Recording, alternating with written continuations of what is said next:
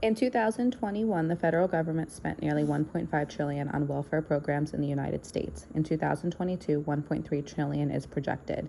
This was written by Anna Gradonov, who was an attorney at Lexington Law, on March 14, 2022. If this is what 2021 was, what we think 2022 will be, what is to say what 2023 numbers will look like, and how will it benefit all of us? You should listen today because this affects the lives of friends and family, affects taxpayers, and raises their responsibility of crime rate. Today I'm going to convince you that the United States should require drug testing for welfare recipients while discussing the problem, the cause of the problem, how it is we can solve this, and of course, in opposition. Kimberly Ameto defines government assistance program as welfare programs are government subsidies for low-income families and individuals. Anyone receiving welfare must prove their income falls below a target. She wrote this on October 21st, 2021 in an article published on The Balance. Not drug testing is the problem. Welfare programs often give assistance to applicants who fall under a certain category of income. There are restrictions to that. With that being said, it is often noted that there are drug users in the office while they're applying. That can be seen through erratic behavior, falling asleep, acting angry. These are all things that other applicants have said they've seen from their fellow applicants. These habits are habits that are not going to be broken easily. This is recklessness and irresponsible. If this person is already showing the habits of using government assistance in the wrong manner, what is to say what else they are going to do irresponsibly? Are they going to get up for an alarm clock? Are they going to show up for appointments? Are they going to even schedule appointments? Who knows? The theme of self-destructiveness is something that can be carried on for the rest of their lives. It is also important to note that government assistance can possibly be an endless cycle. So you can be on an endless cycle of unemployment, an endless cycle of drug use, an endless cycle of CPS being involved, an endless cycle of crime involvement. Now, of course, every problem has its cause. What is the cause that reflects to not drug testing?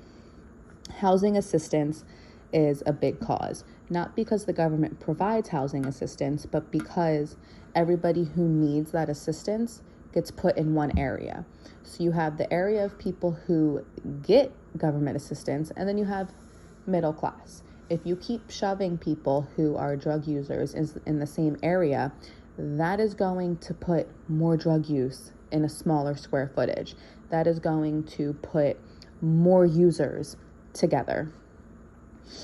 The government assistance that are commonly used is Social Security, SNAP, TANF, and EITC. These are all government assistance programs that can allow for people to get cash and use that for whatever it is they want. It is unregulated. No one sees what they're doing with it.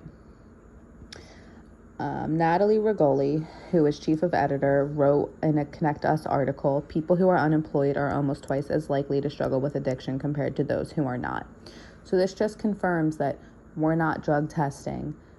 These people are going to continue to be unemployed, which means they're going to continue to be on government programs. Now, you always want a solution to a problem, right? Our solution is to drug test these people. Drug test anybody who is requiring government assistance. By doing this, you're lowering the unemployment rate. So if you can identify someone who is test positive, you are able to get them help. And then you know the barriers that come with setting them up for a job. You can have them apply for jobs where an employer might not necessarily look for prior incidents or someone who has a background. It'll also lower crime rate because you're identifying that there is an issue and you're not funding it anymore. It's a good use of tax dollars. Now, of course, there is someone who is going to oppose you, and this is where we have our opposition. People are going to say, well, what about rights or the lack of their rights? Is it against the Constitution to drug test people just because they're getting government assistance? Are we stereotyping? What is the negative stigma that comes with this? Again, Natalie Rigoli says the goal of these programs is to ensure that the funds being given through the welfare programs are spent on the items that are necessary for survival instead of on additional drugs.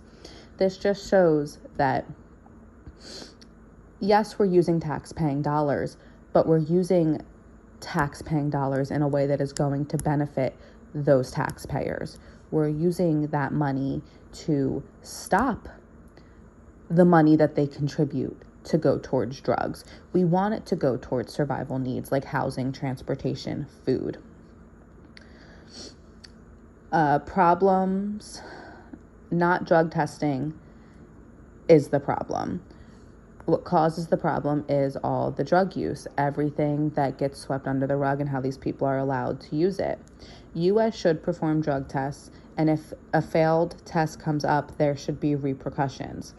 Let's stop this revolving door, because not only does it benefit them, it benefits you, it benefits us.